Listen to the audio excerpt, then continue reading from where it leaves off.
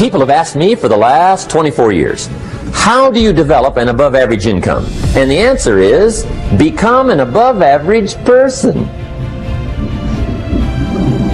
Develop an above-average handshake. Some people want to be successful, they don't even work on their handshake. As easy as that would be to start on. They let it slide, they don't understand. Develop an above-average smile. Develop an above-average excitement. Develop an above-average interest in other people. Develop an above-average intensity to win. See, that'll change everything. Probably one of the most frustrating experiences in life is looking for an above-average job with above-average pay without becoming an above-average person. It's called frustration.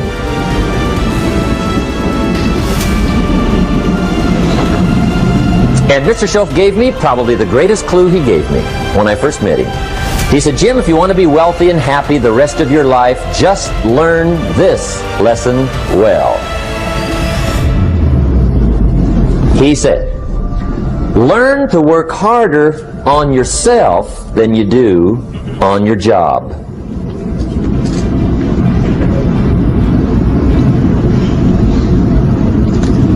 Then Mr. Shoaff gave me probably one of the most important clues among so many things he taught me, but this was in those early days. Mr. Shoaff is very kind, but he was also very abrupt. And he had these interesting questions to ask. I'm giving him a little rundown one day on how things hadn't worked out for me. He said, Mr. Owen, I've got the answer for you if you will listen carefully.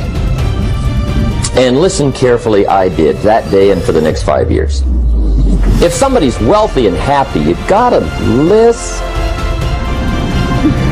He said, Jim, I've only known you a short time. But he said, it's already my honest opinion that for things to change for you, you've got to change. That wasn't quite the answer I was looking for. But that's the answer he gave me, and I pass it along to you. For things to change for you, you've got to change. Otherwise, it isn't going to change. Before I met Mr. Shoaff, I used to say, I sure hope things will change. Right? That seemed to be my only hope. If it isn't going to change, I'm in serious trouble. And then I discovered it isn't going to change, so I'm in serious trouble.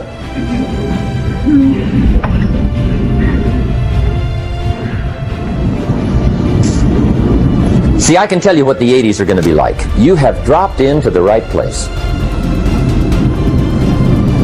I did a seminar one time for Standard Oil executives and management in Honolulu. And we're having a conference one day on this big conference table. And one of them said to me, Mr. Rohn, you know some fairly important people halfway around the world. What do you think the 80s are going to be like?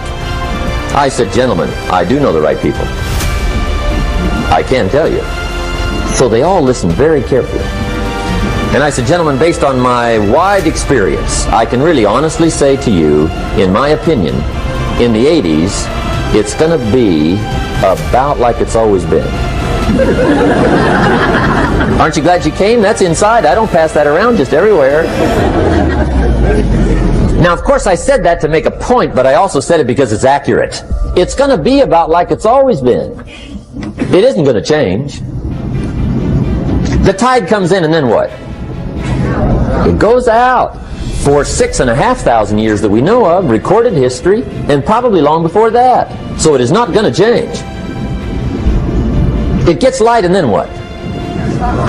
It turns dark. 6,500 years. See, it's not likely to change. And we're not to be startled by that. If the sun goes down, the guy says, what's happened, what's happened? It means he hasn't been here long, I guess, right? It always goes down about this time. The guy says, well, I don't like that arrangement. Well, you got to talk to somebody besides me, right? It gets light, then it turns dark. In rotation, the next season after fall is what? Winter. Pray tell, how often does winter follow fall?